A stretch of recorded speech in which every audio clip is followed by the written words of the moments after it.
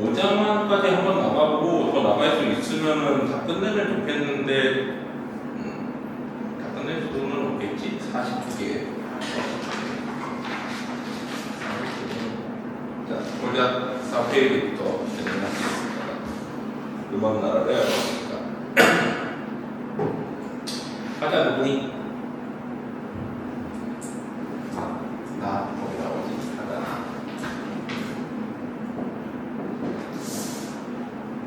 성자는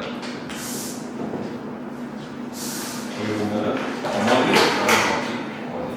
그런 거고 불러서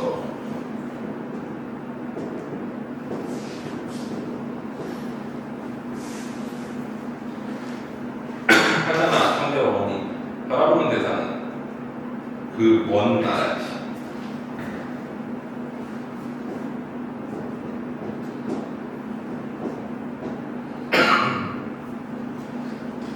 자, 먼 나라는 뭐야? 여기서 보면은 뭐라고 그러죠? 깊은 산림들을 끼고 돌면 고요한 구도의 흰 물새가 내고 그분들끼리 돌장이들이 열매가 불고 뭐 이렇게 쭉 열견을 했지. 뭐야? 어떤 자연의 아름다운 모습 그리고 멀리 노루새끼 마음으로 뛰어노는 아무도 살지 않는 그 나라 뭐야? 이상향이지. 뭐랄까 지금 모릉도원 같은 이상향. 아르신인가라고 물어보는 이유는 사실은 뭐야? 그곳에 가서 살고 싶다라는 얘기지. 그 나라에 가실 때는 굳이 잊지 마셔요. 나와 같이 그 나라에 가서 비둘기를 키웁시다. 이 이상향에 가가지고 키우고 싶은 게 몇 가지가 있는데 하고 싶은 게 거기서 비둘기 키우게. 비둘기는 뭐의 상징? 요즘은 물론 이제 도시의 파괴자고 평화의 상징이었어. 해바라기 때 날려버리는 게 상관이니까. 그래서 연말에 불에 타고 막 번식해가지고 파괴의 상징이 자, 그 다음에 또 반복과 변주를 하지. 거기에 보면 어머니 그먼 나라를 했으니까 뭐뭐 합시다 뭐뭐 합시다 이렇게 계속 반복돼. 자, 두 번째 파트 보면 어머니 당신은 그 먼 나라를 하십니까?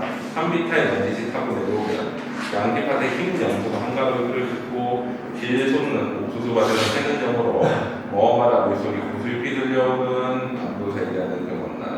그렇게 계속 어때? 이상향의 의미들을 표현을 하지. 근데 구슬피 들려오는 왜 그래? 내가 거기 가지 못하는 슬픔이 수용된다라고 봐. 어머니 구슬 잊지 마세요. 우리는 어린 양을 몰고 돌아오지. 어린 양은 여기서 뭐를 의미해? 순수함을 의미하지. 그다음에 세 번째, 어머니 당신은 그만 나오라 하시니까 5월 하늘에 비둘기 멀리 나 있고 오늘처럼 쫄쫄이 기다리면 뻥소리도 유난히 한가롭게 들리리라. 여기서 이상하게 이미지 서리까마귀 높이나 상국하도 노란 눈빛 하늘한데 푸른 하늘에 날리는 가을이며 어머니 그 나라에서 양지밭 가전에 꿀벌이 있는 거일 때 나와 함께 그 새빨간 능금은 뭐야? 사과니까 풍요의 의미가 있지. 그러니까 평화롭고 순수하고 풍요로운 나라에서 어떻게 하고 싶다? 살고 싶다는 동경이 나오지. 마치 이게 뭐야? 청산별곡의 현대어판 같은 느낌이잖아. 청산별곡이지 사실상. 여기 가서 살고 싶어요. 사거리 사고로다가 똑같은 거야. 그래서 동경 주제는 이상형에 대한 동경이 되는 거지.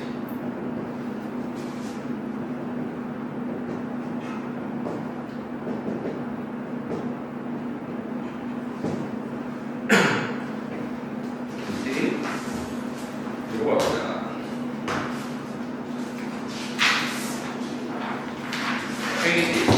페이지, 소터블.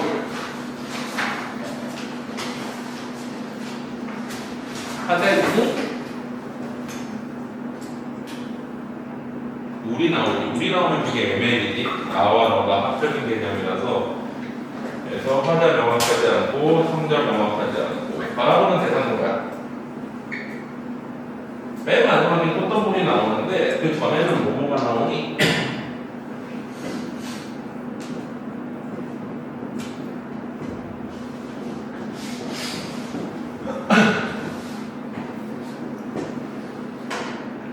태양을 의논하는 거룩한 이야기. 태양이 등긴 모습. 태양은 뭐를 상징할까? 빛이니까. 광복이 빛이 돌아온다는 뜻이잖아. 광복의 상징이야. 광복에 대한 이야기는 광복, 태양을 등진 곳. 그러니까 숨어서 얘기할 수 없다. 그러면 이건 무슨 상황인 거야? 일제강점기 생긴 거지. 일제강점기에 태양에 대해서 얘기했는데 달빛이 흡사 비오듯 쏟아지는 밤, 이거와 대비되는 밤, 이게 일제강점기인 거지. 이렇게 해야 되겠구나.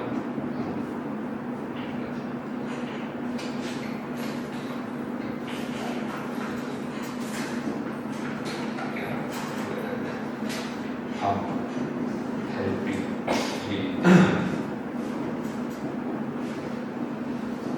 특히 이건 일제 감시를 나타내죠. 비오듯 쏟아지는 밤. 우리는 허러진 성터, 망해버린 주국을 위해 망해버린 주국을 헤매며 언제 참으로 언제 우리 하늘에 오롯한 태양을 보시겠느냐. 오롯한 태양과 진정한 반복으로 오게 하겠느냐. 가슴을 쥐어뜯으며 이야기하면 가슴이 무슨 법이야? 지훈아 무슨 법? 응? 반복도 있는데 호연아 무슨 법? 가슴 쥐어뜯으면 연주해. A, B, B, A 언제지? 자, 그 다음에 그 뒤에 이제 반복 그리고 대꾸가 나오니 그러는 동안 잃어버린 것도 있고 멀리 떠나버린 것도 있고 몸을 팔아버린 것, 마음을 팔아버린 것. 자, 잃어버린 건 뭐야? 독립운동하다가 죽어버렸네. 멀리 떠나버린 것, 망명해버렸네. 몸을 팔아버리고 마음을 팔아버렸다. 뭐야? 이제 붙어서 변절해버리는 것들이 있다는 거지. 그렇게 일제강점기가 어때? 36년 36세가 지났어. 아직 우러러보는 이 하늘에 겨울밤 달이 아직도 차오니. 자, 이런 상황에서 어떻게 돼? 다시 겨울밤 달이 차대. 이거는 뭐야? 이속 분정 시기를 의미하지. 아직 진정한 반복이 오지 않은 시기야. 자, 오는 봄에는 그러면 여기에서 이제 나중에 봄으로 가면 봄은 진정한 반복을 의미하지. 진정한 반복의 시기. 이 진정한 반복의 시기에 진정한 반복이 온 걸 뭐라고 표현했죠? 꽃덤불. 봄에는 꽃이 피니까. 그래서 어느 봄에 공주처럼 쏟아지는 태양을 안고 그 어느 언덕 꽃덤불에 아늑히 안겨보리라. 이제 벗어나서 진정한 반복을 추구하는 그런 정서가 나타나죠. 소망이 나타나고 주제는 진정한 반복에 대한 소망이 나타나죠.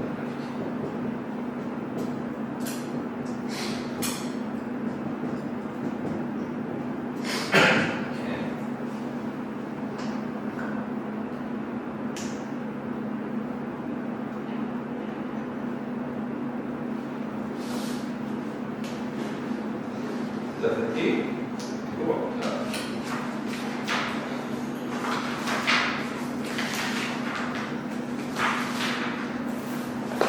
탈피, 대바람 소리. 대바람 소리는 대나무에 부는 바람 소리를 의미하지.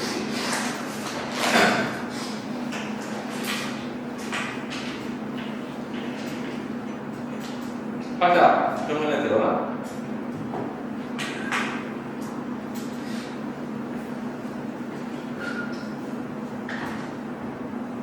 화면 안 나오는 거 같지 않아? 나오나? 나오니?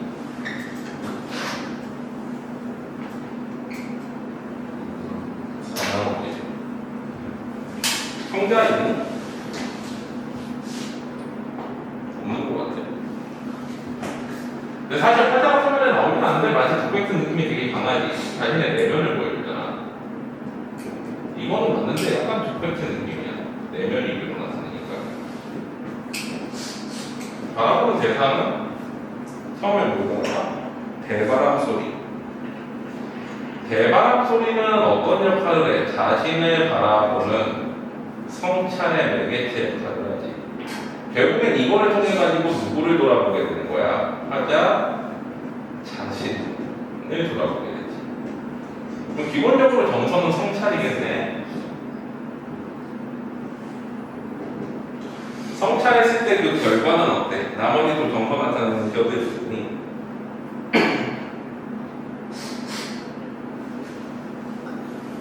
처음에 이제 뭐야? 대바람 소리가 들리더니 대바람 소리 창을 흔들더니 소설 절기 중에 하나 계절의 절기 지는 하늘을 눈먹은 구름이 가고 오는지 이다리에 가끔 그늘이 있는 시각적 이미지 그리고 쓸쓸한 이미지가 좀 있지. 국화향기 흔들리는 공감각이네. 뭐에 무슨 화? 국각의 시각화기, 국각의 시각화. 좁은 서재를 조용히 거닐다 앉았다 남들 딱 끼워보면 그저 그런 날들, 이제 심심한 날들을 보내다가 그러다가 어때? 눈에 들어온 병풍의 낙지론도 읽어보고 그렇다 하고 깨달음을 얻지. 자, 대바람 소리도 그냥 홍차를 되겠지만 동시에 플러스 모두 되는 거야. 병풍의 그 낙지론도. 낙지론이라는 건 뭐야? 즐거울 낙뜻지. 어떤 것이 즐거운 것인가? 나한테 뭐가 즐겁다라는 걸 써보는 거지. 그 글을 읽어보니까 깨달음을 얻지. 자기 신의 대답을 되돌아보는 깨달음의 정서가 있어. 그렇다. 아무리 쪼들리고 웅중부일지언정 어찌 제왕의 문에 등을 부러워야. 제왕이라는 건 뭐야? 권력이나 어떤 부유함 그거를 부러워하겠느냐. 이거는 그러면 뭐에 대한 깨달음인 거야? 안본지족 자신의 삶에 만족하겠다는 마치 이제 뭐야? 현대판 강호가도가 같은 거지. 그래서 대바람 타고 들려오는 검은 고소리. 자, 검은 고소리는 그러면 뭐야? 이걸 배경으로 삼는 이 대바람 소리에 검은 고소리가 합쳐지면서 안본지족의 정서가 더 부각되는 거야. 사실 약간 이제 고전시가 같은 느낌이지. 고전시가에서 보면 뭐 이런 거 있잖아. 자연과 검은 거만 있으면 뭐 나는 즐겁다. 뭐 이런 표현들 되게 많지. 술과 검은 거 이런 거. 그래서 주제의 지금 뭐야? 안본지족. 자신의 삶에 대한 깨달음과 만족함.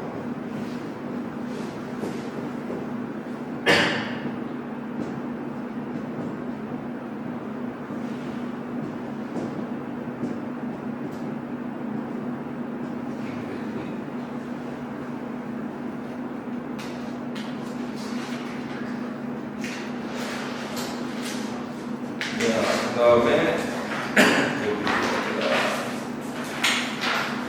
24페이지 들길에 서서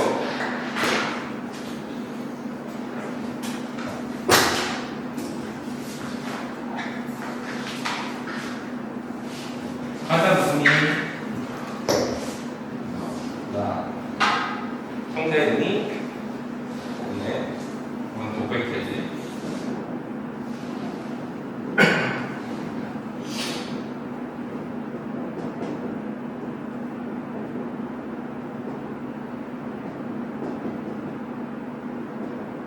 바라보는 세상은 푸른 산이 흰구로 보이는 이곳에 내 머리 위에 항상 푸른 하늘이 있대.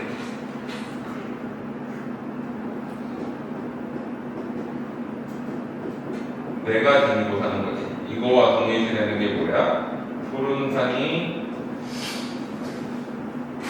물을 지니고 살아 흰 구름을 지니고 살아. 푸른 하늘은 뭘 상징할까? 뭐 이상, 소음, 희망, 뭔가 이런 것들을 생각하잖아.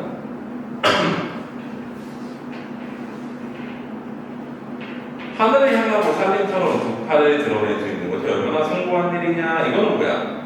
이런 거를 추구하며 사는, 내가 이런 걸 추구하며 사는 것에 대해서 어떻게 생각을 해? 긍정적 인식이 나타나지.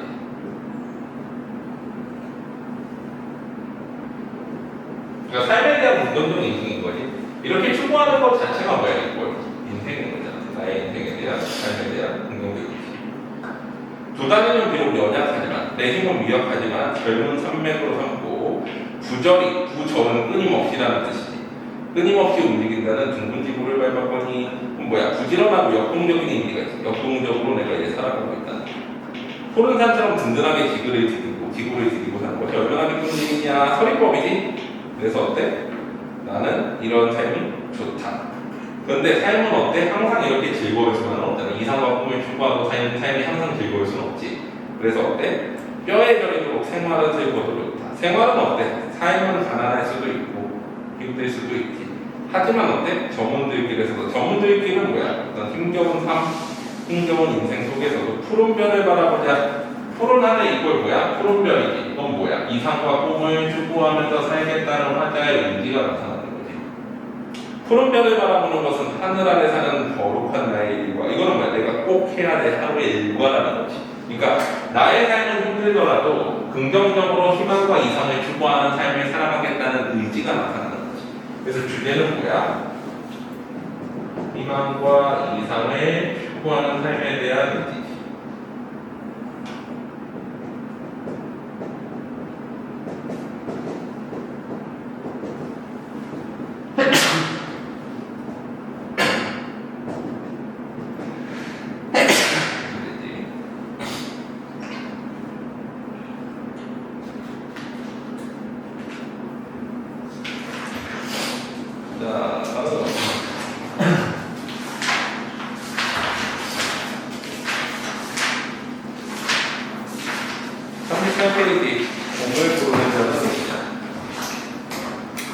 옛날에 그 신동엽이 보면 봄 하는 거야. 강북, 자유, 평화 막 이런 거 있어.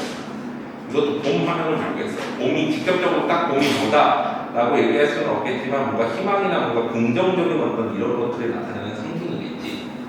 하나 있니? 하나부터 찾아봐봐.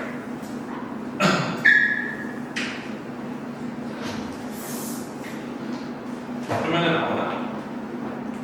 화면에 나오지 않는 것 같아. 청자 있나?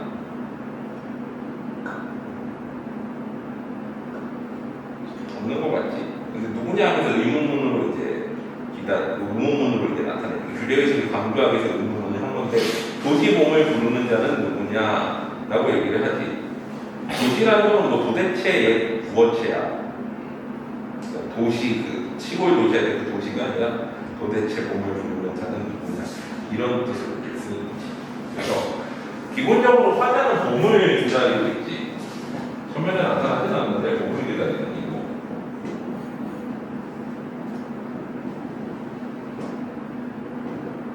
성대가 나타나는 상황에서 있는데 바라보는 대상은 봄이겠지.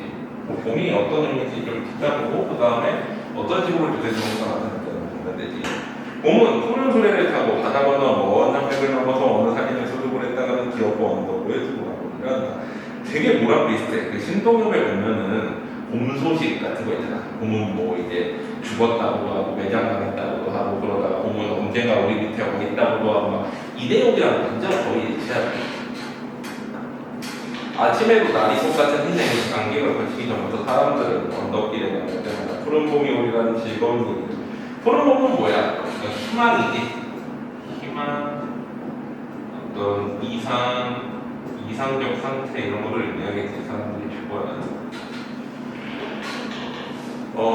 즐거운 이야기를 했건만 헤어질 때는 전설같이 믿을 수 없는 제 자신의 슬픈 이야기. 이게 언제 올지는 모르겠다라는 거지. 전설 속에 계속, 전설 상상 속의 여자친구 같은 그런 느낌인 거잖아. 있는지 없는지 모르겠다 이런 느낌. 자, 몸에 오랐다. 그중 어떤 젊은 친구는 말하기를 봄은 지구에서 자칫 감추었으리라라고 절망적인 얘기를 했다는 거. 정말 여기에 나타나는 정서는 뭐야? 이 몸에 대해서 두 가지 정서가 공존하지. 희망, 올 것이다. 혹은 절망, 아니야, 봄은 다 없어져버렸어, 멸종해버렸어 이런 뜻인 거지. 또 어떤 친구는 말하기를 봄은 어느 따뜻한 성자, 먼 저 별로 떠나버렸대. 여기 있죠. 또 그러면서도 그들은 봄은 어느 성자에서 다시 돌아오지 않을까 모조리 전설 같은 이야기를 부드럽게 소문내기도 했다. 그러나 아무리 옷 같은 흰 백매, 흰 매화가 핀다기도 이미 계절이 떠나간 빈 지구에 봄이 온다는 이야기를 믿을 수 있겠냐고. 봄이 오기 힘들다라고 이미 계절적으로도 그렇게 얘기하는 걸 제각기 만나는 대로 심장을 알았다. 슬펐다라는 거지. 이 푸른 계절에 잃어버린 몹쓸 지구. 이건 뭐야? 지금 암담한 현실에 나타내지. 야물한 현실 속에서 도시 봄을 부르는 자는 누구냐? 긍정적인 희망적 미래를 기다리는 사람에 대해서 물어보면서 사실은 뭐야? 봄에 대해서 기대와 기다림을 가지고 있는 시인이지. 봄에 대한 기대와 기다림. 근데 이 봄이 정확히 뭐를 의미하는지는 모르지. 이내 침묵의 님처럼 여러 가지 얘기가 있지만 보면은 괜찮아? 자, 그 다음에 또 뒤로 가봅시다. 43페이지 15.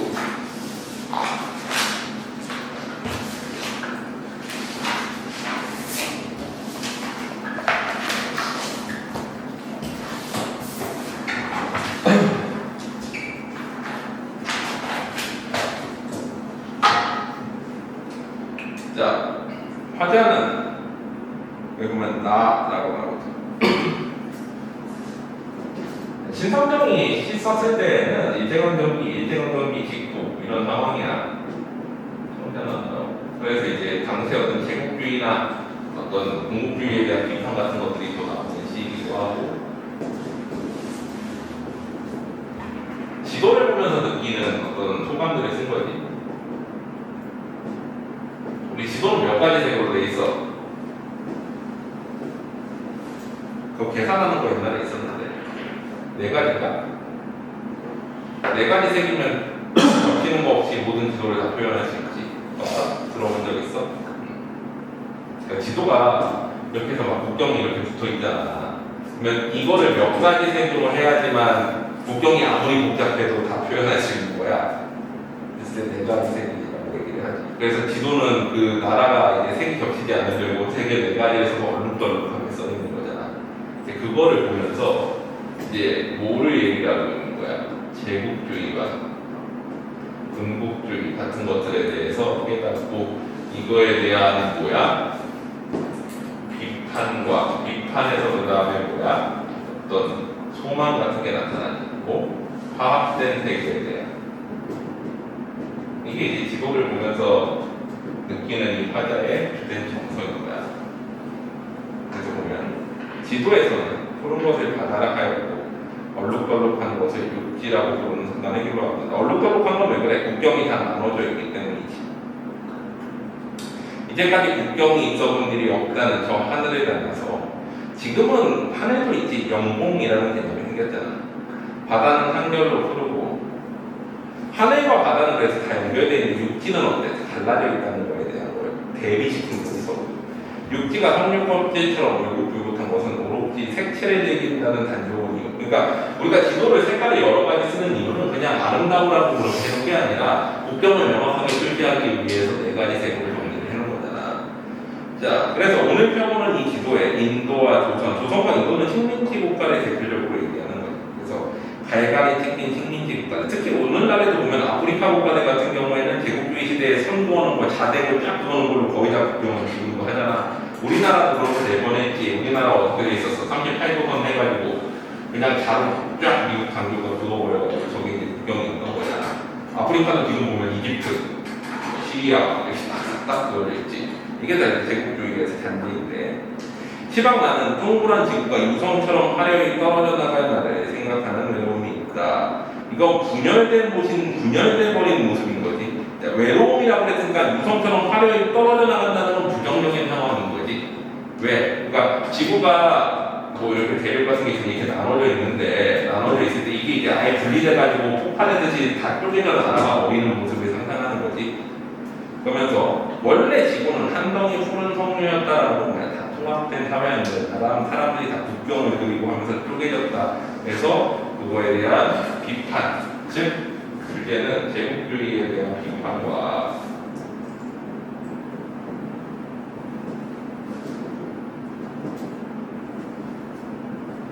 화합된 세계에 대한 소망이죠.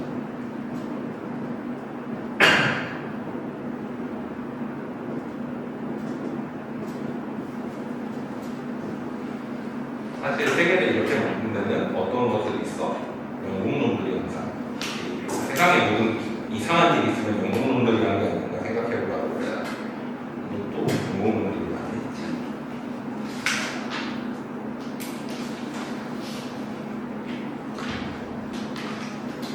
사실 지금이 미국이 초강대국인 이유가 2차 세계대전 때 영국이 쫄리니까 미국한테 도와달라고 하는 기술을 담은 거잖아. 그때 만들어진 이상한 기술이 지금 전쟁 기술의 대부분은 어디서 만들었어? 영국 놈들이 만들었어. 이상한 생각을 하는 것들을 영국 놈들이 만들었어.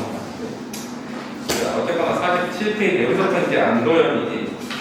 안도현 하면은 이제 뭐 이제 공동체적인 어떤 이타주의적인 삶에 대해서 공부를 하지.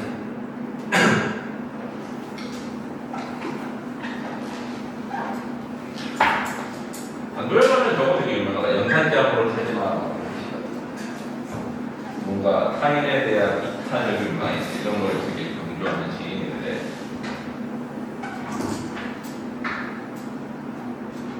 자, 간격 화장품에 나오니? 없네. 청자도? 없네. 이미지 상황표사 해주시기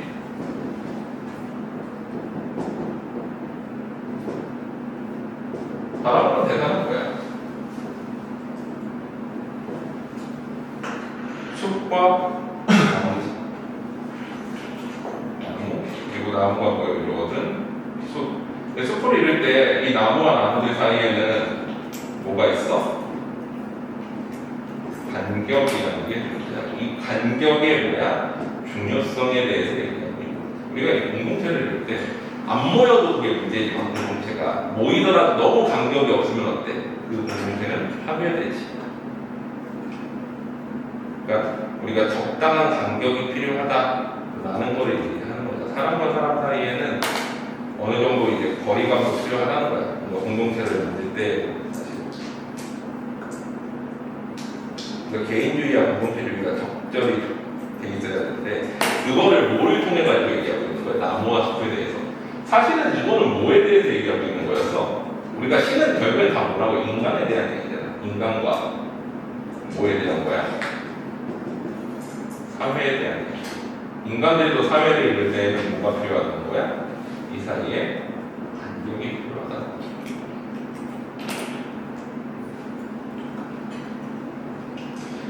자, 보면은 숲을 멀리서 있을 때는 몰랐다. 나무와 나무가 거의 어깨와 어깨를 맞대고 숲을 이루는 줄 알았는데 나무와 나무 사이 넓거나 좀 간격이 있다는 걸 생각하지 못했지. 근데 어때?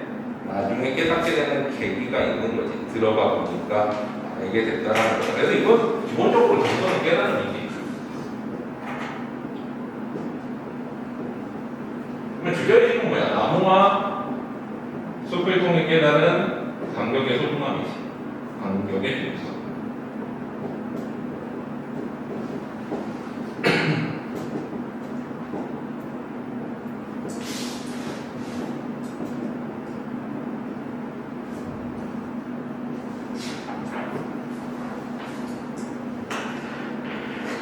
자, 벌어질 대로 최대한 벌어지고 한 대 붙으면 도저히 안 되는 기어이 떨어져 있어야 하는 나무와 나무 사이.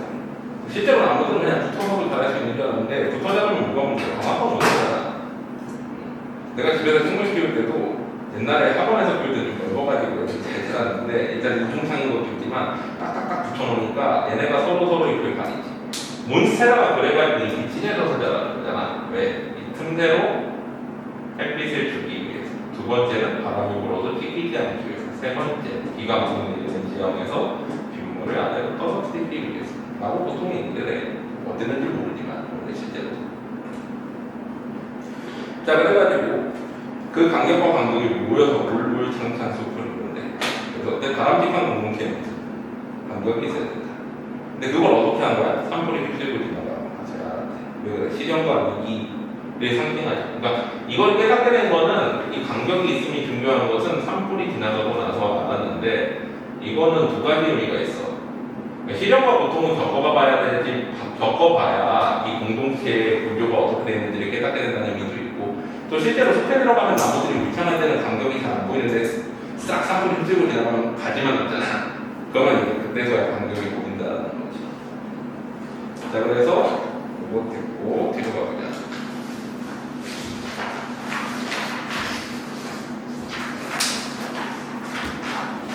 자, 54페이지 이거 되게 유명한 시대일자리. 간단히 기억하겠다. 자, 연탄재함으로 찾지 마라. 이거는 청자 딱 나오니 너 하자 있어? 없지. 내 시기전자시야. 너는 누구에게 한 번이라도 뜨거운 사람이었느냐? 무슨 뜻이야? 연탄재 같은 사람. 어때? 무시하지 마라. 이타적인 사람이다. 너는 한 번이라도 누군가에게 이타적인 삶을 살아왔느냐? 이게 깨달음을 주는 거지. 삶에 대해서 공동체적인 가치관, 이타적인 가치관에 대한 깨달음을 주는 시. 다른 거 없지? 간단해. 옆에 모닥불로 나가자. 우리 백석의 모닥불은 민족 공동체, 민족의 역사를 담는 그런 시였다면 여기서 이제 모닥불은 뭐야? 어떤 이타적인 삶, 공동체적인 삶 이런 거를 나타내는 거지.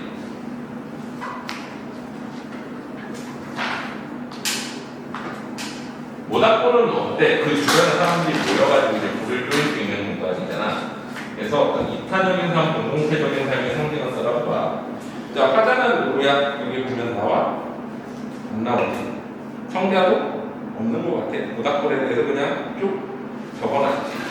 그래가지고 쭉 끝까지 모닥불 얘기인데, 보자. 화자 안 나오고, 청자도 안 나오고,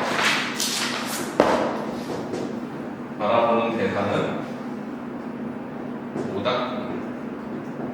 모닥불은 보통은 뭘 상징해? 어떤 공동체, 혹은 이타심 같은 거를 나타낸다. 남을 비추는.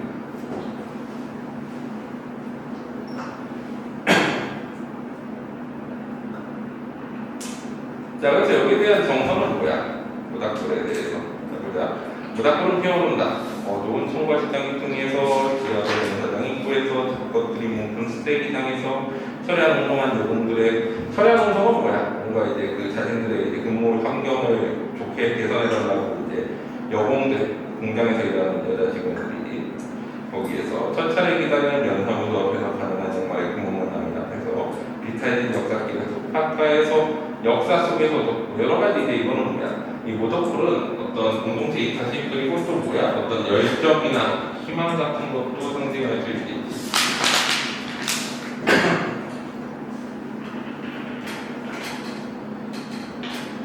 자, 사람들이 착하게 살아있는 곳에서 모여있는 곳에서 모닥불은 피어오른다. 얼음장 같은 강물 위에 있는 섣달에 낮도 밤도 아닌 푸른 새벽에 동트기 10분 전에 이럴 때도 피어오른다는 거예요. 쌀밥에 더운 목을 말아먹기 전에 무장독립군들이 출장가를 부르기 전에 압록강을 건너기 전에 여기서는 다 뭐야? 이 모닥불이 타오르는 것들, 역사적 순간들 앞에는 여러 가지 그냥 다양한 것들인데 점점 뭘로 가? 역사적 순간들로 가지. 배부른 그들이 잠들어 있는 시간에 쓸데없는 책들이 다 쌓인 시간에 다 뭐로 반복됐어? 부사격 조사를 갖다 붙여가지고 가본을 형성하지. 부사어 형태로 전부. 부사어 형태는 수식 관계니까 어때? 모닥불을 피워본다 뭐뭐뭐해서 이것 자체가 돋치면서 계속 그 부사어를 열거나 해서 이제 수식하면서. 자, 그 다음에 다음 페이지. 또 모닥불을 피워본다 반복하지. 원당의 신선한 신경을 주는 여기서부터는 어때? 관형어로 반복을 하지. 부사격 조사, 그 다음에 여기서부터는 어때? 관형사용 관성어를 가능해서 이거를 통해서 뭐를 형성해? 가군, 운율을 형성을 하지. 폭폭 인경을 하늘에 불어넣는 죽음도 그리하여 삶으로 놀이키는 삶의 희망으로 전진시키는 그날까지 끝까지 놈을 참아내는 모닥불을 피워본다. 그래서 모닥불은 뭐와 같대? 향나무 같대. 자, 향나무는 뭐야? 어떤 자기를 태워가지고 이타적인 어떤 헌신을 하는. 그래가지고 모닥불에 대한 예찬인 거지 사실 어떻게 보면. 근데 모닥불은 뭐를 의미해?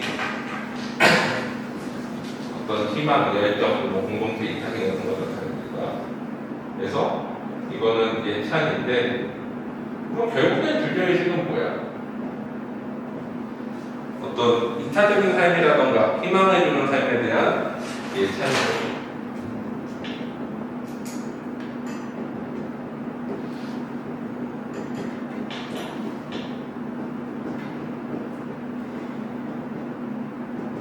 혹은 또 경우에 따라서는 이게 중간에 어떤 열정에 대한 예찬이라고 볼 수도 있지. 그러니까 이게 정확하게 딱 뭐다라고 하면 뭐한데 전체적인 느낌이 열정, 희망, 뭐 공동체 이탈 이런 것들이 전체 아우르는 느낌인 거예요. 그거에 대해서 예찬하는 그런 제안.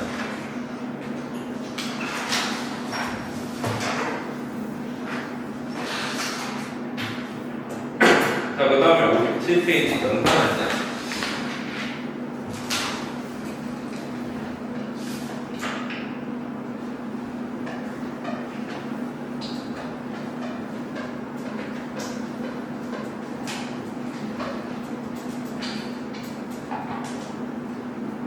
화자는 누구니? 나. 청자는? 없네. 독불체지.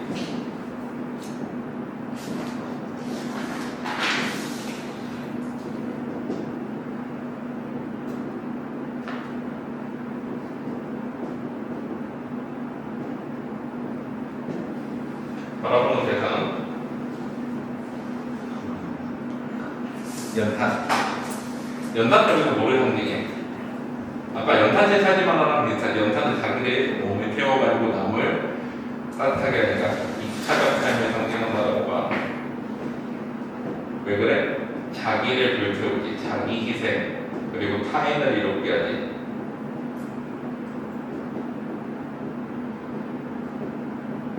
이것 때문에. 이거에 대해서 뭐 하고 있는 거야? 예찬하고 있지.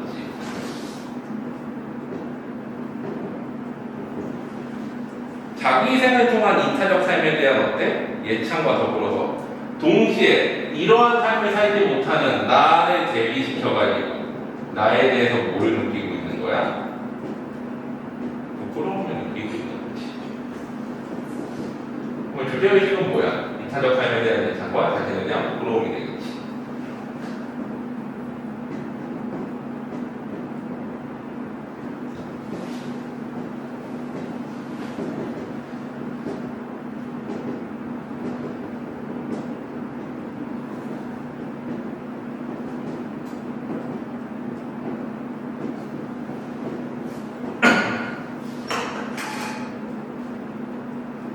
자, 내용을 보면 또 다른 말도 많고 많지만, 그러니까 삶에 대한 여러 가지 말들이 있지만 이런 뜻이 삶이란 내가 보기엔 어때?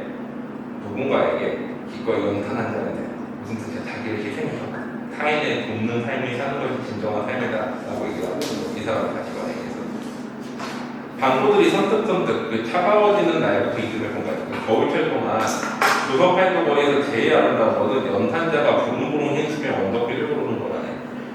언덕길은 모래 상징이 가난한 사람들이 사는 곳이잖아. 그럼 언덕에서 많이 사실 동네 같은데 연탄자가 부릉부릉 올라가는 거가 이타적인 삶을 위해서 힘쓰는 것을 상징적으로 의미한다라고 보지.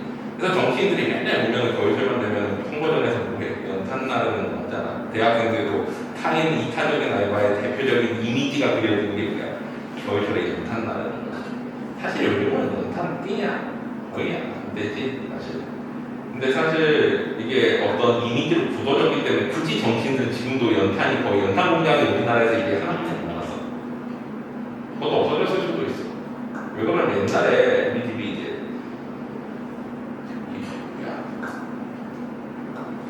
연탄을 어디서 뜯냐면은 그 창고에서 뜬 적이 있거든. 근데 그때도 이미 연탄이 어때? 공장이 하나뿐이 안 남았었어. 사실 새로 생겼을 때는 없고. 그럼 그 하나에서 나온 연탄 공장에서 생산하는 게 얼마나 되겠어. 그리고 쓰는 사람들도 거의 없거든. 근데 지금도 연탄 나르는 코스프레를 같이 정치인들이 하는데 그게 이미지가 너무 이런 거에 굳어져 버려. 이타적인 사람들. 그래서 연탄이 이제 그런 걸 상징하는 거지. 해야 할 일이 무엇인가를 알고 있다는 듯이 연탄은 일단 제 몸에 불이 붙었다 하면 하염없이 뜨거워져. 그래서 자기를 희생하고 헌신적으로 사랑하는 거지. 매일 따스한 밥과 국을 퍼먹으면서도 나는 몰랐대. 연탄의 희생을. 그래서 부끄러운 거지. 온몸으로 사랑하면 한 덩이 개로 쓸쓸하게 먹기는 것이 두려워. 연탄 본 적 있니? 사진으로만 봤지. 연탄을 태우고 나면 어떻게 되냐? 어떻게 바뀌어? 하얗게 바뀌어. 그러고 나면 그거 어떻게? 겨울철에 미끄러진 얼음 위에다가 모래 뿌리는 대신에 그거 가서 깨가지고 이제. 근데 그거 요새는 못하게 해야지. 더러워진다고 도로가. 그래서 쓸쓸한 재로 남는 게 두려워. 그게 이제 하얗게 타고 나서 그걸 재가 된 거지. 여태껏 나는 누구에게 연탄 한 장이 되지 못했는데 무슨 뜻이야? 이타적인 삶을 살지 못했다라는 거야. 이거 뒤에 보면 생각하면 삶이란 나라에 사는 삶이 있겠는지 나를 희생해야 된다는 눈 내려 세상 미끄러운 어느 이른 아침에 나 아닌 누군가가 마음 놓고 걸어갈 이게 뭐야? 연탄재를 갖다 푸시는 거야. 그러니까 연탄은 두 가지로 희생을 하는 거야. 첫 번째는 자기를 태워서 마음을 따라가기야. 두 번째는 다 태우고 난 자기 몸도 으깨가지고 어떻게 미끄러운 도로 위에다가 모래 대신 뿌려서 지금은 못 뿌려. 요만까지 뿌리는데 옛날에는 연탄재 뿌렸던 거지. 이해되지? 그래서 헌신적인 희생적인 삶에 대한 자기 감정과 부끄러움이 나타나는 것이야. 이름이. 자, 그 다음에 또 뒤로 가보자. 우리가 노발이라면 요거까지 하고 잠깐 찾아볼까? 여기까지가 안 들어있는 것 같은데. 자, 요거까지 가자. 자, 우리 집 화자 정자 명확하지 않아.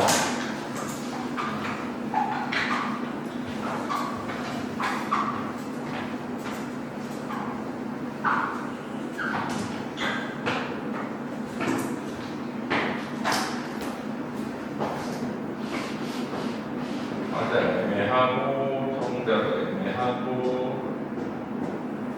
알아보는 대상.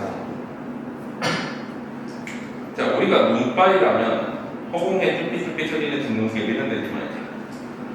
우리 모래일 때 눈발이라고 가정하면은 거기 보면 뭐가 나와? 진눈개비 되지 말고 한방눈이 되자라고 얘기를 하죠. 진눈개비보다는 한방눈이 되자.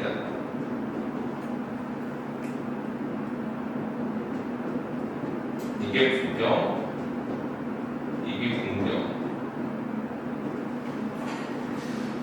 자, 이 사람 특성상 진눈개비는 어때? 쭈뼛쭈뼛 해가지고 도와주지 못하는 어떤 이기적인 삶이라면 한방눈은 뭐야? 이타적인 삶이겠지. 이렇게 안도현처럼 이기적, 이타적상 딱 나눠가지고 막 이분법적으로 해서 하는 사람이 하트 세븐에 또 나올 거야. 정보승이라고. 별로 안 배워. 윤동주 시집이든 가방인지 우리는 이번에 나왔나? 아닌가? 2학년에 나왔구나. 그것도 이제 정호승이 쓴 건데. 어쨌거나. 자, 그래가지고 쫄뼛쫄뼛대지 말고 직접 가서 도와주자. 그걸 한방문으로 표현한 거지. 세상 바람 불고 춥고 어둡다 해도 사람이 사는 가장 낮은 곳 힘겨운 삶으로 가서 한방문이 되어내리자. 우리가 눈발이라면 잠 못 든 이의 창문가에서 편지가 되고 이거 뭐 이타적인 삶을 살고 또 그의 깊고 붉은 상처를 위해 돋는 세상, 그러니까 타인을 위해서 뭔가 이제 도움을 주고 헌신하는 그런 삶에 대해서 얘기를 하고 있는 거지. 정서는 뭐야? 그러면 뭐뭐 되자, 뭐 청룡, 번유하고 있지.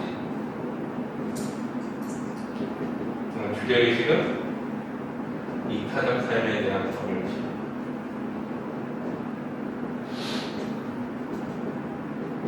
이렇게 살아야 돼 라고 얘기를 하는 거지.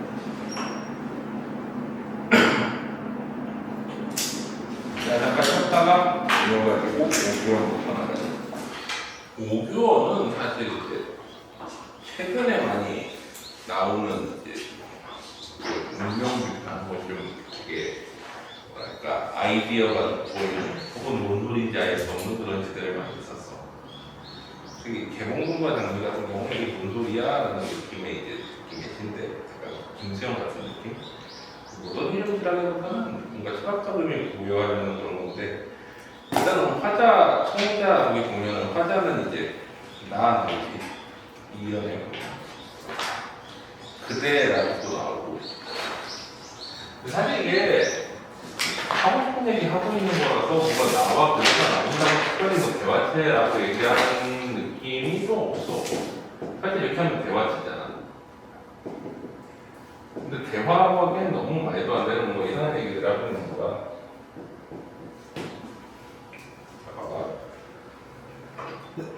대홍동 입구의 길은 한 송이 장미 때문에 왼쪽으로 걷고 묵은 길은 어디선가 빠져나와 장미는 길을 제 혼자 가게 하고 아직 흔들리는 발을 그대로 길 밖에 쏜다. 자, 개봉동 입구의 길이 뭐와 대비되는 느낌이야? 장미와 대비되는 느낌이지. 장미를 길이 피해가고 장미도 길을 피해가는 느낌에서 대비되지. 오라! 명령형이지. 말해보는 어투로 했어. 가끔 몸을 흔들며 잎들이 제 마음대로 시간의 바람을 일으키는 것을. 자, 잎들의 이제 시간이 흘러가고 장미는 이곳의 주민이 아니어서 시간 밖의 서울의 일부. 자, 장미는 어때? 개봉동 주민이 아니야.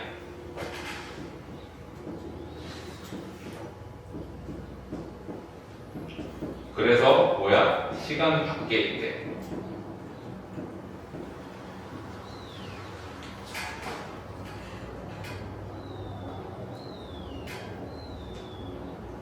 자, 그래서 시간 밖의 서울에 일부 있고 그대와 나는 사촌들 얘기 속의 한도막으로 사촌들 얘기 속의 한도막이라는 건 뭐야? 삶이지. 삶 속에서 비 오는 지상의 어느 발자국에 보인다 라고 얘기를 하는데 이 장미와 또 대비되는 게 뭐야?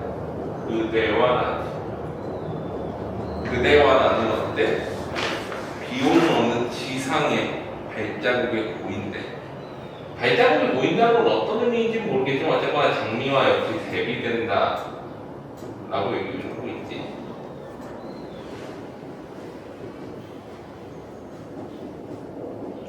그 다음에 비어 말해보라. 무엇으로 장미와 닿을 수 있는 거래. 저 불편한 빈대도 장미와 닿을 수 없을 때 두드려보라. 개봉동 집들의 문을 어느 곳이나 열리지 않는다. 자, 장미와 대비되는데 여기에 가고 싶지만 소망하지만 갈 수 없는 상황이고 그럴 때는 어떻게? 여기를 두드려보지만 이것도 열리지 않는다 라고 얘기를 하고 있지. 도대체 뭔 소리야 이게? 말도 안 되는 소리지. 사실 이런 지는 보기 주지 않으면 못 풀어. 개소리인지 알 수가 없잖아.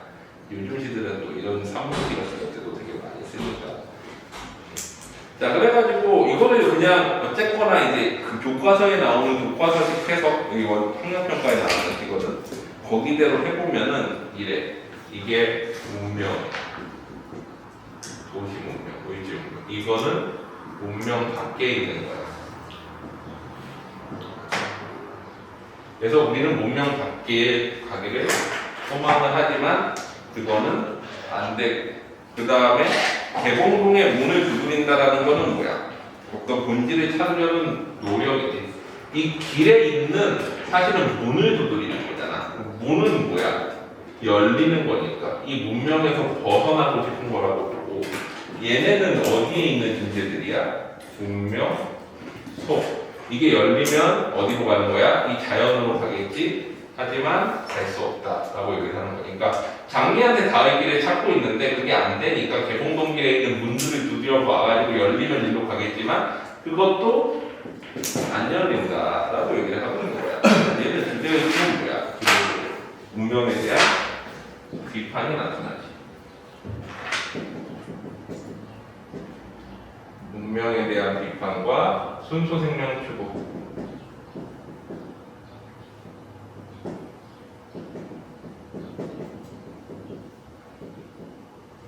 문 열어놓는 게 에어컨 쓰는 것보다 더 나을 것 같은데.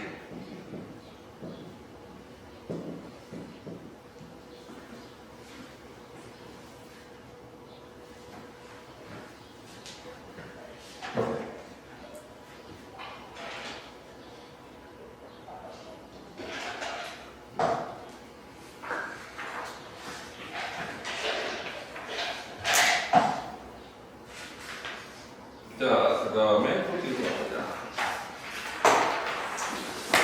연구원, 꽃의 패러디, 꽃은 아니지, 무슨 꽃. 내가 너에게 이름을 불러주지 않았을 때 너는 다만 하나의 문제에 지나지 않았다. 이거 기억나? 내가 너의 이름을 불러주었을 때 너는 나에게로와 꽃이 되었다. 기억나? 했었는데 그거를 패러디한 시야.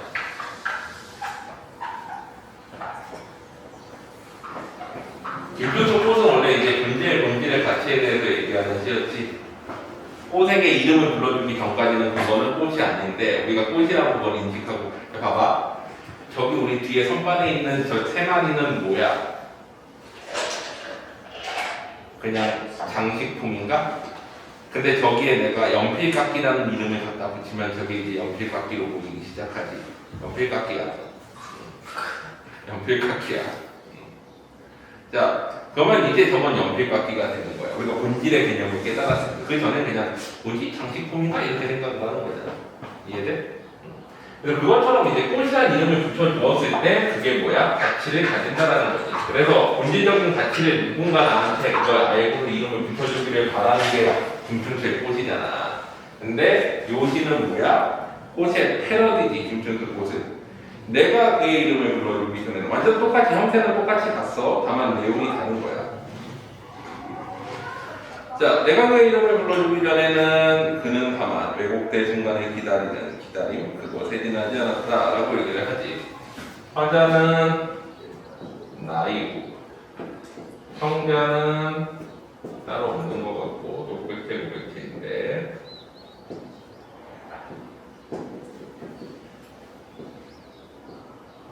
바라보는 대상은 그지. 자, 내가 그의 이름을 불러주기 전에는 그는 다만 왜곡된 순간을 기다리는. 무슨 뜻이야? 김춘수의 꽃에서는 분명히 꽃이라는 이름을 붙이면 그건 우리가 존재의 본질을 파악해서 붙여준 이름인데 사실 그 이름 자체가 맞냐라는 거에 대한 의문인 거야. 그러니까 우리가 본질적인 어떤 가치를 찾을 수 있느냐는 거지. 뭔가에게 우리가 이름을 붙일 때 그게 맞는지 아닌지 어떻게 알아 사실 우리가. 인간은 항상 뭔가 명확하고 확실한 존재가 아니잖아. 우리가 이게 이거야라고 하더라도 그게 아닐 수도 있는 거지. 그래서 왜곡된다는 건 우리가 이름을 붙였더라도 그게 아닐 수도 있는데 그냥 왜곡해버린 거지. 내가 생각하는 대로 그렇게 생각할 수 있는 거야.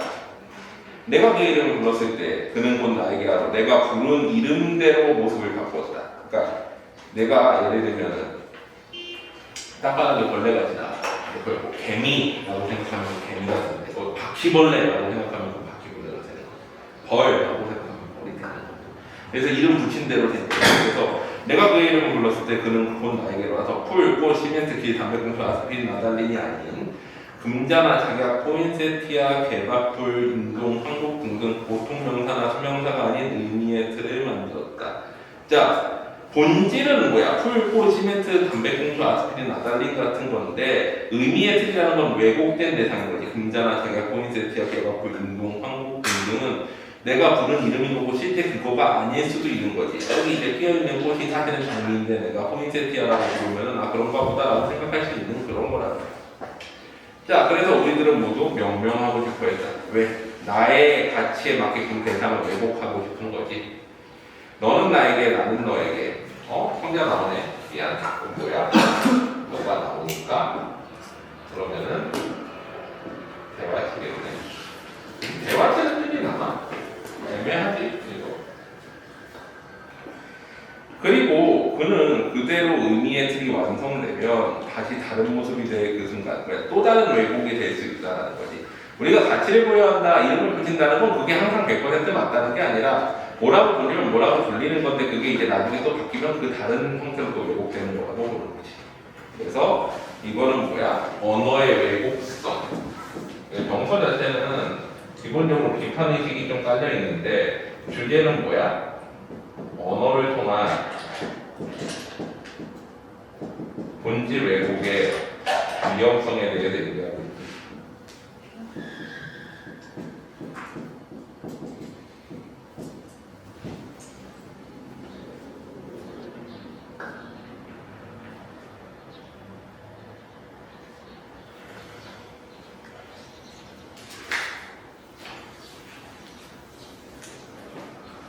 자, 그 다음에 시스템리피 살아있는 것들은 이거 사실 문제가 별로 없지. 오늘 저기까지 나가도 될 것 같은데 어디까지 나가? 5장까지 나가기로 했지. 5장까지. 야, 작품 수는 많은데 문제 수는 별로 안 돼.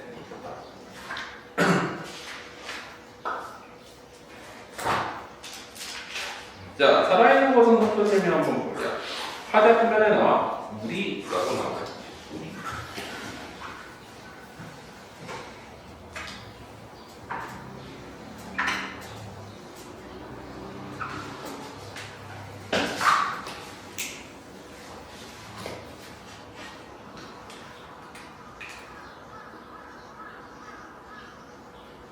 자, 거기에 보면 화자 명확하지 않고 청자 명확하지 않은데 뭐를 바라보고 있어?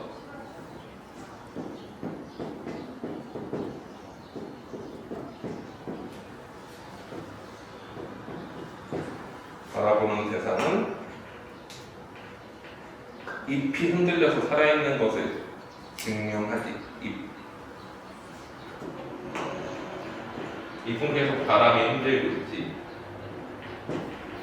바람은 여기서 뭐야? 시력과 고통인데 항상 그렇잖아. 시력과 고통은 뭐를 줘? 우리에게 성소를 줘. 시력과 고통으로 끝나는 게 아니라. 자, 그래서 살아있는 것들은 흔들리며 튼튼한 유기력, 입은 흔들려서 스스로 살아있는 몸인 것을 증명한다. 바람은 몸을 돕는다. 수많은 이런 생각기, 몸을 여는 하루를 가누고 들판에 슬픔 하나, 들판에 고독 하나, 들판에 고통 하나도 다른 곳에서 바람에 쓸리며 자기를 헤집고 있다. 이거는 뭐야? 그 고난과 시련 속에서도 하나하나 성숙한다라는 거지. 하나하나가. 피하지 마라. 무슨 뜻이야? 고통을 피하지 마라. 성숙하는 거죠. 빈들에 가서 깨달은 것. 우리가 늘 흔들리고 있음을. 자, 이거는 뭐다? 이꼴 인생은 항상 고난과 시련에 의해서 흔들리고 성숙하는 것이다 라는 깨달음인 거지. 그래서 정서는 깨달음. 그러면서 마라라고 얘기하니까 뭐야? 거기에서 뭐로 가는 거야? 의지지. 명령문을 통해서 뭐뭐 하지 마라. 그래서 주제는 뭐야? 고난과 시련의 수용을 통한 성숙. 왜 이래?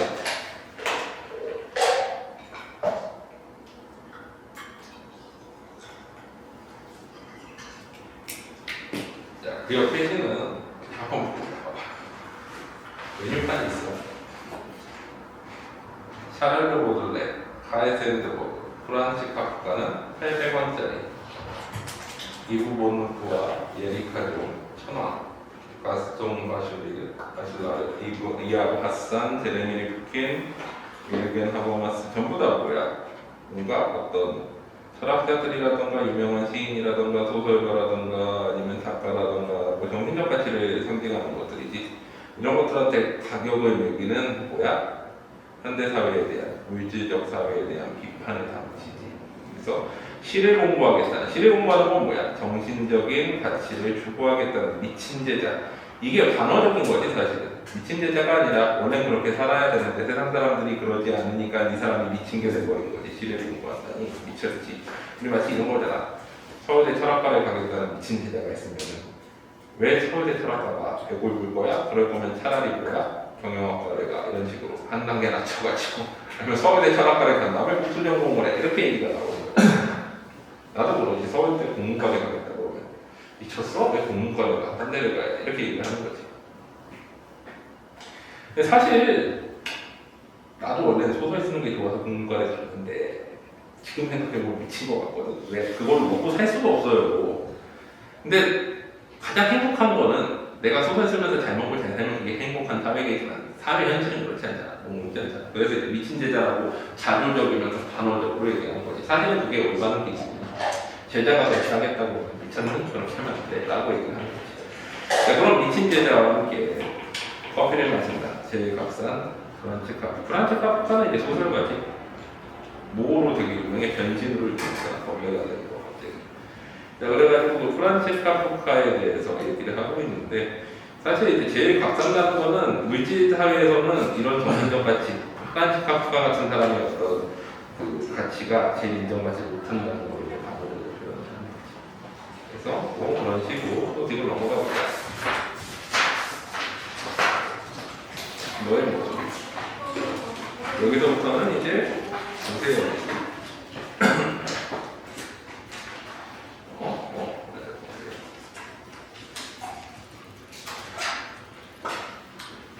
자, 화장은 화면에 나오니? 안 나오지? 너만 나오네? 근데 너가 직접 있어? 좀 애매하지? 뭐 메시지적인 느낌이 원래 나야 되잖아, 너만 있으면. 근데 너한테 직접 말을 하고 있는 지금 청자가 있는 대상은 아닌 거잖아. 그냥 어떠한 너를 이제 선정하는 것 뿐이지.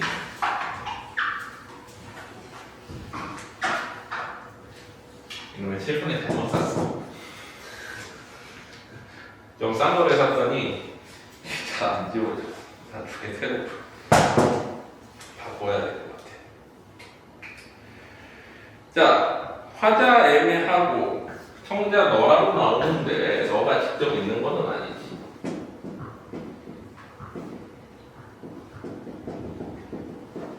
준비해야 돼. 알아보는 세상 그거지. 자, 너를 공부만 운동 인기척에 잠을 깨웠다. 문턱에 기대고 엿들을 땐 거기 아무도 없었는데 되게 고쳐 누우면 지척에 울리는 발자국 소리, 사다땀 발길 스치는 소매빛 소리. 이거 거의 무슨 뭐 호러 영화 소리잖아. 근데 뭐 원래는 이제 너에 대한 그리움인 거지. 아, 네가 왔구나. 산 넘고 물 건너 누런 해지지 않는 서역땅에서 나지기 신발에 들고 왔다. 영화를 부르는 너의 모습. 근데 서역땅이래. 너 어떻게 됐어? 죽었지. 죽은 사람이 왔대. 무섭지. 그인가? 그래가지고 정서는 너에 대한 뭐야? 그리움이지. 자, 그래서 오냐오냐 안쓰러운 마음 만리길인데 항만 문을 뛰쳐나가면 밖엔 하염없이 흘리는 가랑비 소리. 이거는 뭐야? 마치 저거랑 비슷한 시조 중에 그 서경덕 시조 있잖아. 뭐야, 오동잎 떨어지는 소리에 이제 나가가지고 오늘 혹시 눈이 안 나했는데 안 오는 그런 시조랑 되게 비슷한 거지. 후두둑 댄잎 끝에 나무지는 봄빛 소리에 헷갈린 거지. 그래가지고 주제는 뭐야? 너에 대한 그리움이지. 특별한 내용 없지. 오세영은 뭐 이런 거 말고도 좀 철학적인 시 같은 것들을 좀 많이 썼어. 자, 그래서 또 그거 어때요? 모순의 흙, 모순은 앞뒤가 안 맞는 거. 흙에 대해서 다뤘지. 우리 흙 하면 문정이 흙도 생각나잖아. 흙에서는 흙. 오늘 미친 짓은. 자, 지울게.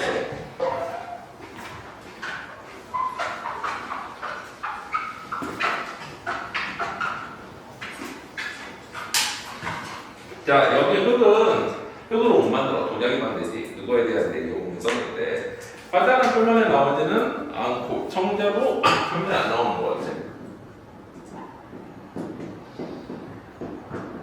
이미지 상황묘사를 그릴 거고, 바라보는 대상은 흙인데, 흙에 대해서 어떻게 생각하느냐는 문제. 자, 흙이 되기 위해 흙으로 빚어진 그릇. 언젠가 접시는 깨진다. 자, 흙으로 그릇을 만들어서 깨지면 다시 뭐가 돼? 흙이 되겠지. 제밥을 하는 거지. 생애의 영광을 잔치하는 순간에 바싹 깨지는 그릇. 완성된 상태에서 결국에 또 깨지게 돼 있는 거지. 그릇이 되면. 자, 인간은 한 번씩 죽는다. 자, 그건 뭐야? 항상 신은 뭐에 대한 거야? 그릇에 대한 거야. 인간에 대한 거지. 그러면 인간은 결국엔 어때? 죽고 흙으로 돌아가서 다시 인간으로 태어나고 이렇게 된다. 그래서 다음번 물로 반죽되고 물에 그을려서 비로소 살아있는 물과 불을 이건 뭐야? 고난과 시련을 겪으면서 그때 그릇이 되는 거야. 누구나 인간은 한 번쯤 물에 젖고 불에 탄다. 인간으로 제대로 태어나기 위해서는 고난과 시련을 겪어야 된다는 그런 얘기죠. 하나의 접시가 되리라. 완성된 존재가 되고 있다는 거지. 깨어져서 완성되는 저 절대의 파멸이 있다면, 우리 이런 얘기하잖아. 어떤 작품이든 완벽한 작품은 없지만 뭔가 작품이 완벽성을 가지려면 그 작품은 언젠가 끝나야 되지. 봐봐. 안철수는 옛날에 위인전에서 나왔던 사람이야. 근데 지금 어떻게 됐어? 차라리 그때 죽었으면 어떻게 됐을까? 아니, 죽으면 안 되지만 위인전에 아직도 남아있지 않겠어?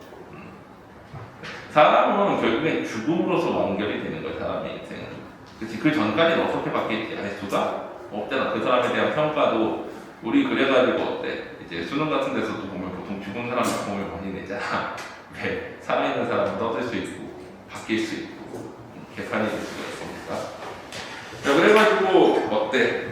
깨어져서 완성된다는 것 자체가 이 인간은 고난과 시련을 겪어가지고 깨짐으로써까지 가야지만 완성이 되는데 이거 자체가 생명이 죽어야지만 완성된다는 이 자체가 뭐야 사실은? 무슨 문제잖아. 그릇도 어때? 만들어져서 깨어져야지만 그 그릇이 완성이 된다는 거지. 인간도 태어나서 고난과 시련을 겪고 인간이 되었다가 죽어야지만 완성이 되는데 그 자체가 무슨 되잖아. 앞뒤가 안 맞지. 그래서 흙이 되기 위하여 흙으로 빚어진 모순의 그릇. 왜? 결국엔 흙으로 돌아가는 거예요. 그러기 위해서 그릇이 된 거라고 얘기를 하는 거니까. 이해되지? 그래서 주제의식은 뭐야? 그릇에 대해서 얘기하고 있는 게 아니라 뭐에 대해서 얘기하고 있는 거야? 죽음으로 완성되는 인간 삶의 모순성이지. 이거를 모의이 된 거야? 그릇에 따라 따르게 된 거지.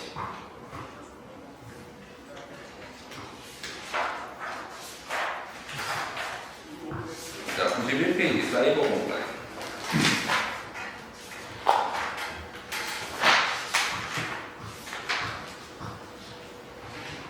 이거는 그냥 한번 볼까? 마지막으로 패스워드를 입력하고 주소에 엔터키를 치면 인터넷 공간에 떠오르는 또 하나의 공간, 사이버 공간이지, 인터넷 세상이나 그 공간에서 비는 오는지 빛 속에 거는 자꾸만 멀리 달아나는데 가냘픈 코드를 붙들고 덧없이 서핑을 반복한다. 너를 바라만한다라는 건 여기서 어떤 의미냐고 생각을 해보자. 세상은 거대한 월드와이드웹 www.의 월드와이드웹인 거지. 인터넷. 나는 너에게, 너는 나에게 서로 보이지 않는 올가미를 씌우며 인연을 확인한다. 확인한다. 오늘 검색 항목은 사람, 자꾸만 달아나는 노를 자 윈도우를 열어보고 펴고 들어갈 수 없는 너의 빈 사이버 공간과 사이버 공간의 인간관계의 어떤 한계에 대해서 얘기를 하고 있는 거죠. 사랑에 대해서도 검색으로 사랑을 알게 되는 뭐 이런 어떤 과정들 같은 것들 그런 거에 대한 비판의 심이 나타나고 자, 그 다음에 열매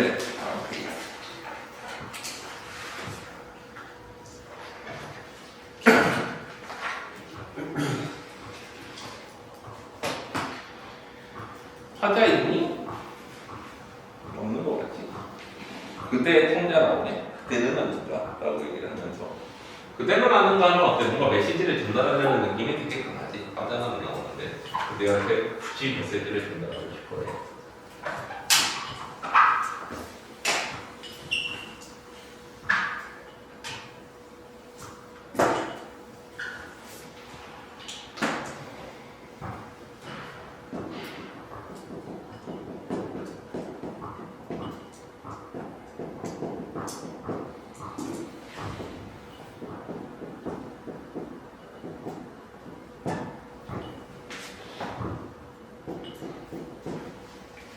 자, 바라보는 대상은 열매지. 자, 세상의 열매들은 왜 모두가 둥글어야 하는가? 가시나무도 향기로운 팽장한 둥글대. 왜 둥글어야 되는가라고 하면 땅으로 파고드는 뿌리는 날카롭지만 하늘로 뻗어가는 가지는 뾰족하지만 즉 뿌리, 가지와 다르게 열매는 둥글어야 된다는 거지.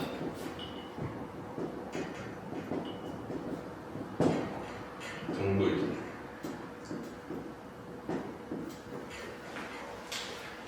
스스로 이거 떨어질 줄 아는 열매. 스스로 이거 떨어진다라는 건 자기 희생을 의미야. 자기 희생의 열매는 모관하지 않는, 그러니까 둥근 이미지를 가지고 있는. 덥석 한입 물어 깨무는 탐스러운 한 알의 능급 먹는 자의 이빨은 예리하지만 이거와 대비되는 게 또 뭐야? 이빨이지. 이빨은 예리하지만 이 열매는 자기 희생적인 이미지를 가지고 있기 때문에 둥글다라고 얘기를 하고 있는 거야.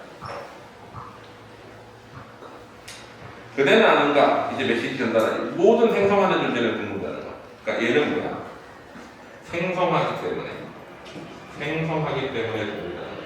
그러면 생성하려면 둥글어져야 된다는 거. 원하면 안 된다는 거야. 자, 그래가지고 주제는 뭐야? 열매를 통해서 깨닫는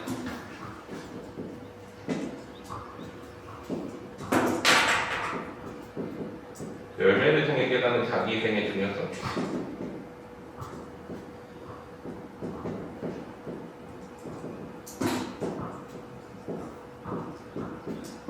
자기 희생하는 생각 삶의 중요성. 희생이 있어야지만 뭐가 있다? 생성이 있다. 라고 얘기하고 있는 거지.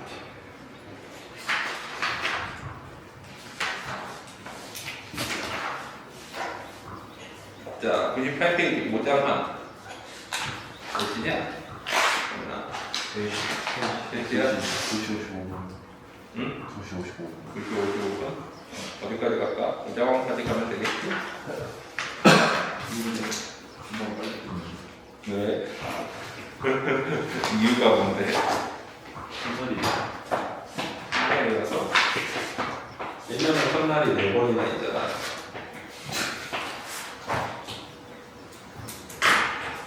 자, 오장은 일제강점기 배경으로 시를 썼어. 그러니까 암울한 시대 현실에 대한 어떤 극복의식 이런 것들을 많이 쓴 사람이야.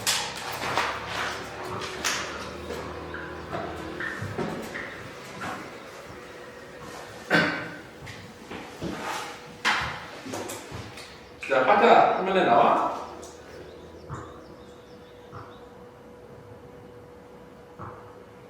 안 나오는 것 같지? 청자는 장군들이여 라고 나오지. 근데 메시지 전달 느낌은 아니야, 사실은.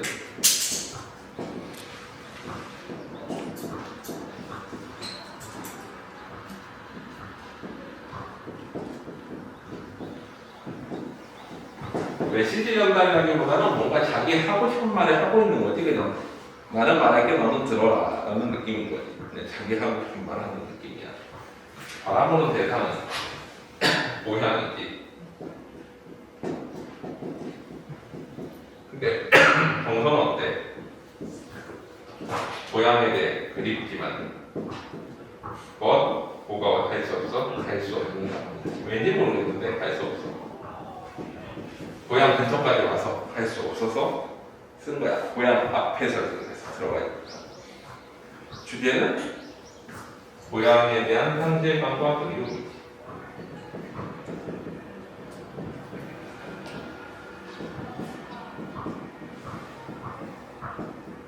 못 들어가는 이유는 모르지. 왜 못 들어가는지. 문제자겠지. 아니면 뭐 저런 거 있잖아. 예전에 배운 지금 그거 있었나? 그 당신이 거기에 있을까봐 서해라는 식으로 서해였나? 서해는 가지 않겠습니다. 당신이 혹시 거기 안 계실까봐 이런 식 기억나? 이별을 했어. 이별을 했는데 그대가 어디 있는지 당신이 어디 있는지 모르겠어. 근데 내가 동해바다 남해바다까지는 다 가봤어. 근데 서해는 가고 싶지 않은 거야. 왜? 거기까지 가서 확인하고 나면 당신이 없는 걸 인정해야 되니까. 그래서 안 가보고 남겨두겠다라는 그런 시각이 그거일 수도 있고, 그러니까 고향이 완전히 파괴돼서 아는 사람 없는데 거기 가서 확인하고 싶지 않은 거일 수도 있고, 뭐 범죄자라고 못 들어가는 거일 수도 있고, 뭐 여러 가지 이유가 있겠지. 고향에서 해서 못 들어가고 있는 사람이야.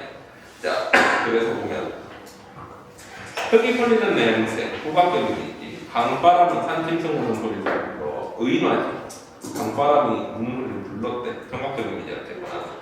다 녹지 않아 어렵다니 울렁울렁 꺼내들었다. 이제 봄이 오고 있는 거니까. 그래서 진종의 나룻가에 서성거리다가 행인의 손을 들면 따뜻하리라. 행인의 손을 든다. 초각적 이미지인데 고향에 대한 어떤 반가움 뭐 이런 거를 나타내지. 따뜻하다라는 거. 그리고 반가워.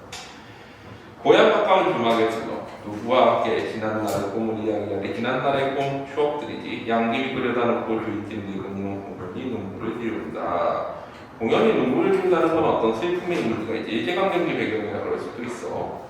간간히 잔나비 오는 한기색에서 잔나비는 뭐야? 원숭이지. 사실 이건 되게 중국식 표현이잖아. 우리나라에 원숭이가 어디 있어? 일본이나 중국이나 있어도. 그래서 이게 되게 고어식 표현이잖아. 중국식 혹은 옛날 고전식까지. 잔나비 오는 한기색, 쓸쓸함을 보통 나타낼 때 잔나비 온다라고 표현하지. 아직도 무덤 속에 조상이 잠자고, 조상들은 어디에 무덤 속에 아직도 있고, 고향 땅에. 설레는 바람이 가는 곳에 들어간다. 왜 설레? 고향 가까이 와서 고향에 대한 그리움 때문에.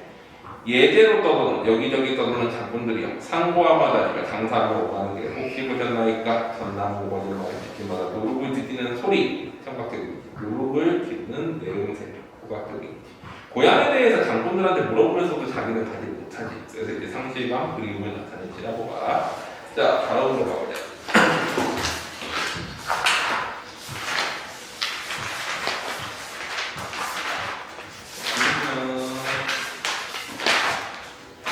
성탄제 112페이지. 성탄제는 크리스마스라는 뜻이지.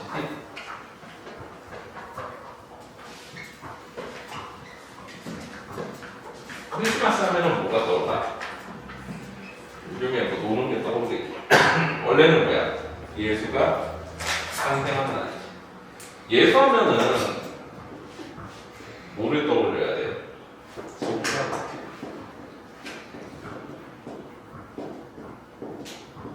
자기 희생, 인류 구원. 근데 이 시는 보면 사슴이 나오는데 여기 굳이 성탄제라는 이름을 붙인 거는 이 자기 희생 부분을 부각하기 위해서야.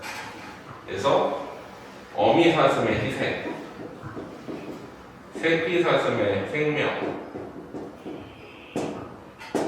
이렇게 된 거야. 자, 화자는 표면에 나오지 않고 청자도 표면에 나오지 않는 이미지 상황묘사 시인데 바라보는 대상은 사슴과 그리고 호수지. 화자 만들어나 청자도 만들어나 바라보는 대상은 사슴, 두 마리, 어미, 새끼, 그리고 이거를 쫓는 호수와 모리꾼과 사냥개, 제국주의 국가를 상징한다는 거고, 이거는 희생된 국가들, 예를 들면 식민지 같은 거지. 여기에 대해서 성탄제의 이미지를 나타내면서 정서는 어때? 그 죽은 사슴에 대한 어떤 연민도 하면서도 이 새끼를 통해서 새끼는 이제 생명을 얻어가는 생존에 가는 이런 모습을 통해 가지고 생명력 회복, 안녕, 생명력 회복을 소망하는 그런 상황인 거지.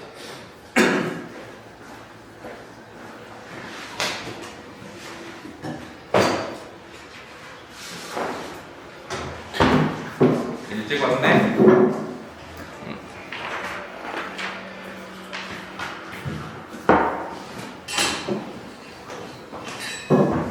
그래서 소망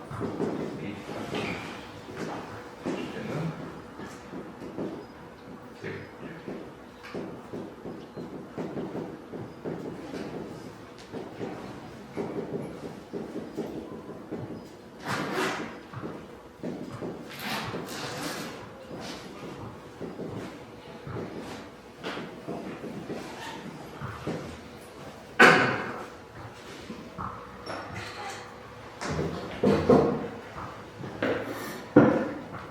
사실 근데 이제 제국주의 현실에 대한 비판은 외적 관점 줘야 되는 경우고, 사실은 그냥 뭐 호수들에 대한 비판 이렇게 볼 수 있겠지.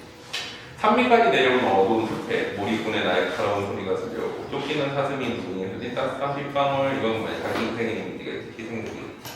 골짜기와 비탈을 따라다니며 넓은 언덕에 밤이 스카크 때까지 횃불은 꺼지지 않는다. 이거는 동물들을 계속 사냥하고 있는 상황이지. 제국주의 국가들이 하나하나 식민지로 다 잡아먹는. 무치퉁수의 뒤를 쫓아 며칠씩 산속에서 잠드는 소부한 늑대. 나이 어린 사슴은 보았다. 오늘도 몰입꾼이 메고는 표범과 늑대. 표범과 늑대는 사슴보다 강자이지만 이렇게 희생돼버린 거지. 제국주의 국가들에 의해서. 어미의 상처를 입에 대고 핥으며 어린 사슴이 생각하는 것은 어두운 골짜기에 밤에도 잠들 줄 모르며 속는 샘 약이지. 어미를 고칠 수 있는 또 깊은 골을 넘어 눈 속에 하얀 것을 피는 약초. 이것도 이제 치료할 수 있는 거지. 어미를 치료하고 싶어 하는데 사실 치료할 수 있는 상황은 아닌데 도망가야 혼자라도 살아야 되는 거야. 아슬한, 참으로 아슬한 곳에서 쇠국 소리가 울린다. 청각적인 문제 중에 긴장감 고려하니 가까운 데까지 왔어. 죽은 이로 하여금 죽은 이를 믿게라. 이건 뭐야? 산자는 살아야 된다는 거지. 새끼 사슴은 살아야 되는 거지. 어미 사슴은 어쩔 수 없이 죽겠지만.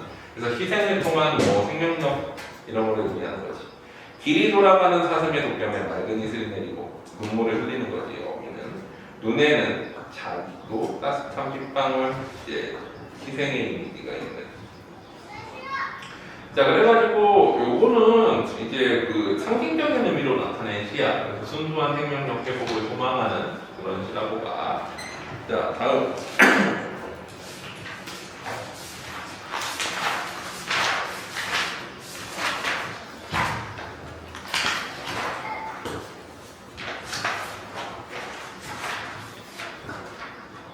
자, 122페이지 종각.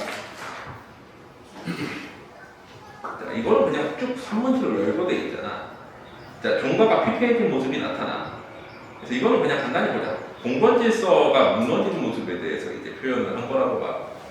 종가질이라는 건 결국엔 공권주의 사회에서 어떤 중심을 이루는 권력의 중심인 거잖아. 한 가문에서. 돌담으로 튼튼히 가려놓은 집안에 검은 기와집 종가가 살고 있었다. 폐쇄적인 어떤 이미지가 있지. 충충한 울타리 속에 거미알이 흩어져 나가는 이 집의 지손들, 여러 자손들, 가지손들이니까 이제 여러 관계들 모두 다 싸우고 찢고 헤어져 나가도 오랜 동안 이 집의 광영을 지켜준 신주들은 대머리에 곰팡이가 나도록 알리어지지는 않아도 종가에서 무기처럼 맡기며 제삿날이면 갑자기 높아 제상 위에 날든 올랐는다. 신주는 뭐야? 이제 그 조상을 모시는 것들이잖아. 그래가지고 이제 이 집이 종가라는 걸 증명하는 거예요. 권력, 권위를 상징하는. 큰 집에 큰아들의 식구만 살고 있어도 제삿날에는 제사를 지내러 오는 사람들, 오조 할머니, 아들, 며느리, 손자, 손주, 며느리 7촌, 8촌도 한데 얼리어 누빙거린다. 시집 갔다가 쫓겨온 작은 딸 과부가 되어온 큰 고모, 홍구락을 빨며 구경 중 이종 언니, 이종 오빠 종가집에 담은 친척들이지. 한참 쩡쩡 울리던 옛날에는 오조 할머니 집에서 동원뒷밥을 먹어왔다고 오조 할머니, 시아버니, 남편도 동네 사람들도 골자에 잡아들여다가 문말굴림도 시키고 두리떼 생겼다고. 무슨 뜻이야? 한참 잘 나갈 때에는 이제 거기 보면은 동원뒷밥이라고 표현되어 있는데 이제 객기들을 위해 차리는 이제 그 제사도 지내고 또 사람들이 잘못했다라고 하면은 걸려고 마음대로 잡아다가 사적으로 매질할 수 있을 정도로 권위가 있었던 집안이라는 거지. 거기 보면은 백성들 골자에 잡아들어다가 모말굴림하고 두리떼를 옮겼던 그런 종가의 범위인데 지금도 종가 뒤란에는 종복사 나무 밑에 개구리가 반들반들한 달걀기둥이 융융거린다는 마을의 풍설. 거기서 몇 사람 죽었다는 얘기지. 종가에 사는 사람들은 아무 일을 안 해도 지내왔었고 대대로 아무런 재주도 물려가지 못하여도 종갓집 영가님은 근시한 경우에 쓰고 눈을 찝찝거리며 목을 공일해야 한다고 자기는 되게 고이대금하며 살아간다. 종갓집에 대한 이제 비판을 하면서 공권주의가 점점 쇠퇴해가는 모습을 표현했다라고 보는 거지. 그래서 이런 종갓집의 어떤 권위적인 모습과 비판적인 부정적인 모습을 표현한 그런 시고, 그 다음에 계속해서 무작정 한문 128페이지 여기까지 하자. 마지막 집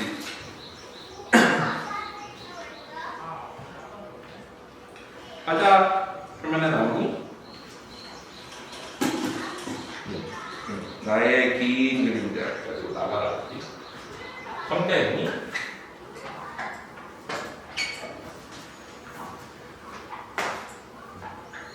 없나?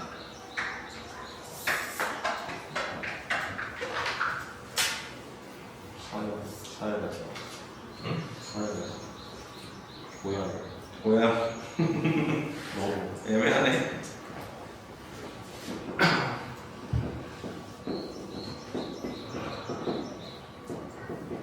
모양이요. 그러면 이거 모양은 아는 거잖아.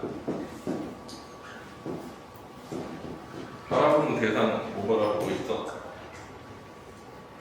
보자. 직업 속에서 실업자들이 일터와 같이 출근하였다. 아무 일도 안 하면서 일할 때는 보다 야유해진다. 왜 그래? 일하면서 수입이 없으니까.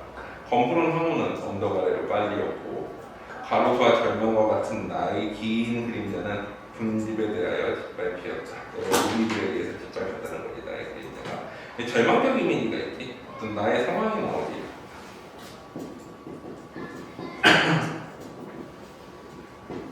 자기에 대해서 돌아보고 바보와 같이 거물어지는 하늘을 보며 나는 나의 키보다 얕은 가로수에 되어섰다. 병든 나에게도 고향은 있다. 나의 상황, 거기서 고향을 떠올리지. 근육이 풀릴 때 향수는 실마리처럼 풀려나온다. 정서는 그러면 뭐야? 어떤 절망적 상황 속에서, 절망, 힘겨움 속에서 뭐를 떠올리는 거야? 고향에 대한 그리움, 즉 향수를 떠올리는 거지. 나는 젊음의 자랑과 희망을 나의 무거운 절망의 그림자와 함께 무사람의 웃음과 발길에 채이고 밟히며 스미어오는 황혼에 맡겨버린다. 이것은 뭐야? 나의 어떤 젊음을 그냥 희망을 절망으로 이제 바꾸면서 그냥 거기에 맡겨버린다라는 거지. 그래서 근데 스미어오는 황혼은 뭐야? 황혼, 시각이지. 스미어오는 시각의 조각과 제 집을 향하는 많은 군중들은 시끄러이 떠들며 부산이 어둠 속으로 흩어져버리고 나는 공복, 빈배에 가는 눈을 떠 희미한 노동을 본다. 노등, 길거리 가로등, 띄엄띄엄 서 있는 포장도로 위에 잎새 없는 가로수도 나와 같이 공허하구나. 그럼 이거는 뭐야? 자신의 삶에 대해서, 상황에 대해서 공허하고 이제 고향을 다시 또 떠올리는 거지. 자신의 삶에 대해서 힘겹게 얘기하고 고향을 떠올려. 고향이여 황혼의 저자에서 나는 아리따운 너의 기억을 찾아 나의 마음을 전서부 이제 비둘기와 같이 날려보낸다. 병든 도사, 병든 이제 마을길, 썩은 울타리, 늙은 아베의 하얀 상처에는 연나절에 때묻은 세상이 맺혀있는가. 우거진 송림 속으로 곱게 보이는 고향이여 병든 학이었다. 너는 날마다 야위어가는. 고향을 떠나는데 고향은 어때? 야위어가는. 즉 고향이 힘들어서 고향을 떠나왔지만 고향이 그리운 거지. 어디를 가도 사람보다 일 잘하는 기계는 나날이 늘어가고 나는 병든 사나이 야인 손을 들어 오랫동안 사태와 무기력을 극진히 어루만졌다. 지금 나의 상황은 어떤 거야? 노동자인데 병들었지. 근데 기계가 늘어나고 삶을 힘들고 이 상황 속에서 고향을 계속 떠올리고 있는 상황인 거지. 그래서 어두워지는 황혼 속에서 아무도 보는 이 없는 보이지 않는 황혼 속에서 보이지 않는 황혼 역설적 표현이지. 암울한 세대 연출 속에서 나는 힘없는 분노와 열망을 묻어버린다. 그래서 보시는 뭔가에 비극적인 삶이 났고 비극적 삶과 고향에 대한 의무.